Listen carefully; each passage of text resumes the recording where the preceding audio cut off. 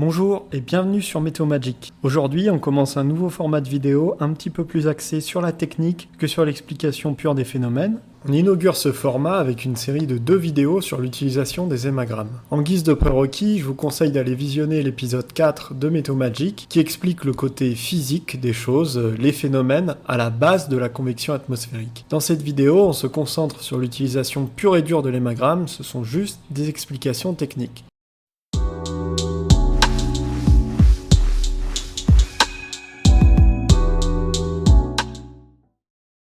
Un hémagramme, c'est un graphique qui permet de représenter l'évolution de la température avec l'altitude et ainsi d'en déduire des informations sur la stabilité de la masse d'air, l'altitude du plafond nuageux. Il en existe plusieurs formats dans le monde, mais dans cette série de vidéos, on va s'intéresser à un seul format pour le moment, qui est l'hémagramme 761, avec des isothermes penchés de 45 degrés vers la droite. C'est celui qui est le plus utilisé en France de façon usuelle, mais il existe beaucoup d'autres formats dans le monde, des téphigrammes, des hémagrammes avec un axe des altitudes qui reste droit, ou qui est moins penché que 45 degrés, ici 36 degrés. Ces derniers sont en particulier utilisés dans le monde anglo-saxon, et à part ces quelques différences, leur principe de fonctionnement reste le même. Les données de profil vertical de température dans un hémagramme peuvent être soit issues de l'observation, grâce à un radiosondage réalisé via un lâcher de ballon, soit être issues de la simulation numérique, c'est-à-dire des fameux modèles numériques. Dans tous les cas, ils sont valables pour un lieu ponctuel et une date bien précise, que ce soit en observation ou en prévision numérique. Regardons l'hémagramme 761 d'un peu plus près. En abscisse, on retrouve l'axe des températures en degrés Celsius et en ordonnée, on a l'axe des altitudes en niveau de pression avec une correspondance en kilomètres dans le cadre de l'atmosphère standard. On va retrouver 3 courbes qui caractérisent l'état de l'atmosphère à l'endroit et au moment où l'hémagramme est valable. La première, la courbe en noir, est appelée courbe d'état. Elle représente le profil vertical de température. On peut l'associer directement avec les lignes d'égale température, les isothermes, pour déterminer la température de l'air à un niveau donné. Par exemple ici, la température de l'air à 1500 mètres est de 10 degrés Celsius. De façon inverse, on peut aussi lire directement l'altitude de l'isotherme 0 degré par exemple. Cette information est importante pour les alpinistes pour évaluer leur gel. Sur ce radiosondage de Lyon, l'isotherme 0 degré est situé vers 2700 mètres. La courbe d'état en noir permet également d'établir rapidement un diagnostic grossier, mais souvent suffisant, de la stabilité d'une masse d'air. Dans l'épisode 4 de Météo Magic sur la convection, on apprend pourquoi les parcelles d'air sec voyagent d'une altitude à l'autre en suivant les courbes vertes en trait plein, qu'on appelle les adiabatiques, alors que les particules d'air saturées suivent les courbes vertes en trait pointillés, qu'on appelle les pseudo-adiabatiques ou encore adiabatiques humides. Pour résumer, une particule d'air sec qui monte se refroidit de 1 degré tous les 100 mètres à cause de sa dilatation, alors qu'une particule d'air humide va se refroidir un peu moins lors de son ascension, seulement de 0,5 à 0,8 degrés Celsius tous les 100 mètres, grâce à l'apport de chaleur causé par la condensation de l'eau contenue à l'intérieur de la particule. Une parcelle d'air va être accélérée vers le haut par la poussée d'Archimède si sa densité est plus faible que celle de son environnement. Donc si sa température est supérieure à celle de son environnement au niveau d'altitude où elle se trouve. C'est le cas si elle est à droite de la courbe d'état. Ainsi, si une couche d'air voit sa courbe d'état pencher franchement à gauche, pencher plus à gauche que les lignes vertes en trait plein, alors elle est absolument instable. Elle est instable par rapport aux particules sèches comme saturées, qui partent de sa base. Si la courbe d'état penche seulement un peu vers la gauche, ou reste alors bien droite, la masse d'air ne permettra des ascendances que pour des particules d'air saturées, qui vont suivre les lignes pointillées, les adiabatiques humides. En gros, on a des ascendances à condition d'être dans un nuage, et c'est ce qu'on appelle de l'instabilité conditionnelle. Enfin, si la courbe d'état penche à droite, sur une tranche d'air donnée, cette tranche d'air est plutôt stable, car toutes les particules, qu'elles soient sèches ou saturées, auront rapidement tendance à se retrouver à gauche de la courbe d'état. Elles seront donc plus froides que leur environnement, ce qui va stopper leur ascension. Si la courbe penche franchement à droite, plus que les isothermes, comme c'est le cas ici entre 2500 et 3000 mètres, la température va même augmenter avec l'altitude. Ici, on a 5 degrés à 2500 mètres et 6 degrés à 3000 mètres. Cette couche constitue une inversion de température très stable et qui va former une sorte de couvercle sur la masse d'air qu'elle surplombe. En hiver à La Réunion, La présence climatologique de l'anticyclone des Mascareignes permet la formation fréquente d'une inversion qui va osciller en gros de 1500 à 4000 mètres d'altitude.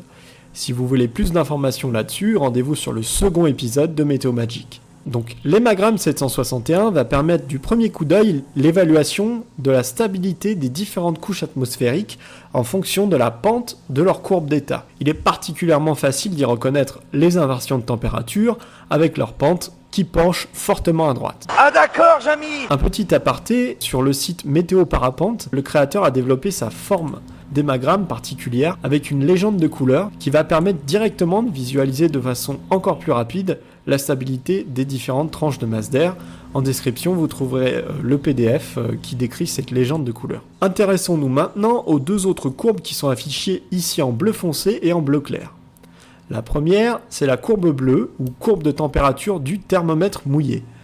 Son avantage, c'est qu'on peut la mesurer de façon assez rapide en enrobant l'extrémité d'un thermomètre dans un tissu humide et en le faisant tourner pour accélérer l'évaporation de l'eau. Cela va permettre d'amener l'air au contact du thermomètre à saturation tout en faisant baisser la température à cause de l'évaporation de l'eau. La seconde courbe, c'est la courbe de température du point de rosée. Le point de rosée est obtenu en effectuant un refroidissement à pression constante de la parcelle d'air jusqu'à arriver à sa saturation. C'est ce qu'il se passe par exemple dans la couche d'air près du sol lors d'une nuit bien claire. Ce n'est pas essentiel de comprendre exactement la définition de ces deux paramètres pour bien utiliser l'hémagramme, je ne donne pas plus de détails pour le moment. Ces courbes fonctionnent toutes les deux plus ou moins de la même manière et sur certains sites de mise à disposition des données météo, on aura seulement l'une des deux et très souvent ce sera seulement la température du point de rosée. Elles permettent d'évaluer l'humidité relative de la masse d'air. Plus elles sont proches de la courbe d'état en noir, plus l'air est humide à cette altitude. Plus elles en sont éloignées, plus l'air sera sec. D'ailleurs, dans la version identifiée précédemment, l'humidité est classiquement beaucoup plus faible qu'en dessous. Quand ces courbes d'humidité se collent à la courbe d'état, cela veut dire que l'air est saturé. On a donc des nuages préexistants dans la masse d'air, comme des stratus, des altostratus, des cirrus. Ainsi, la première utilisation la plus simple de ces deux courbes, c'est d'identifier directement les tranches d'air saturées et donc les nuages présents avant même que l'on étudie la stabilité de l'atmosphère, c'est-à-dire la possibilité qu'il y ait des nuages cumulus ou non. La seconde utilisation de ces courbes d'humidité, c'est la détermination du point de condensation, dont l'altitude est celle du plafond nuageux.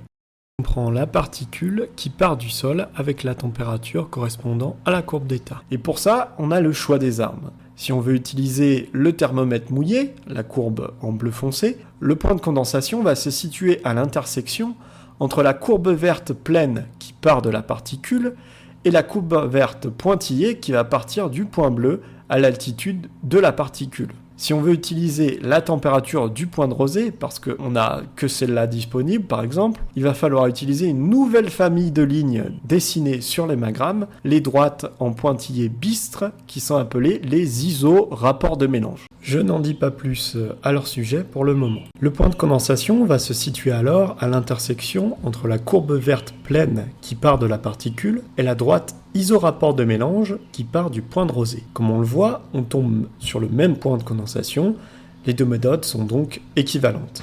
Énorme!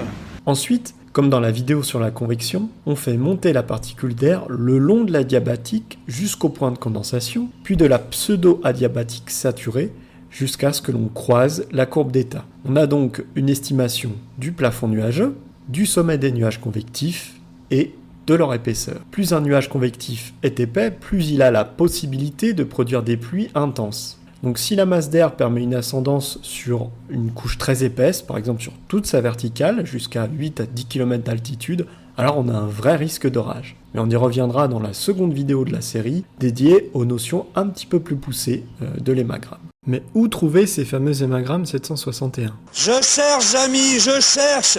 Je vous conseille d'aller sur météociel.fr pour récupérer des hémagrammes 761. Donc ici, dans le menu de gauche, vous avez accès, par exemple, en cliquant sur sondage Ops Altitude, au radiosondage observé, donc issu des radiosondages avec les lâchers de ballons. Donc j'ai cliqué sur Brest ici, on a le radiosondage. Mais on a aussi beaucoup de données modèles avec les données modèles AROM, le modèle à maille fine de Météo France, les données modèles WRF qui sont le modèle à maille fine américain, et on a le modèle GFS. Et si on clique par exemple quelque part dans les Alpes, on va avoir le sondage GFS pour cette localisation, et on peut évoluer en échéance. Donc là c'est à 24 heures d'échéance, donc c'est pour le lendemain à 8 heures locales. Donc cependant c'est un peu moins évident d'avoir les données pour la Réunion par exemple. On peut rentrer la longitude, la latitude ici de la Réunion, faire OK, et on aura un radiosondage GFS pour la Réunion. D'ailleurs, je vous ai mis son lien directement en commentaire de cette vidéo pour aller plus vite. Sinon, on peut aller sur AeroWeb, donc, qui est la plateforme officielle de l'aviation civile, de la météo de l'aviation civile. Et tout le monde peut se créer un compte. En fait, il n'y a pas besoin d'être plus pilote que ça. On clique sur m'inscrire si vous n'avez pas de compte. Moi, j'en ai déjà un, donc voilà, je clique sur valider.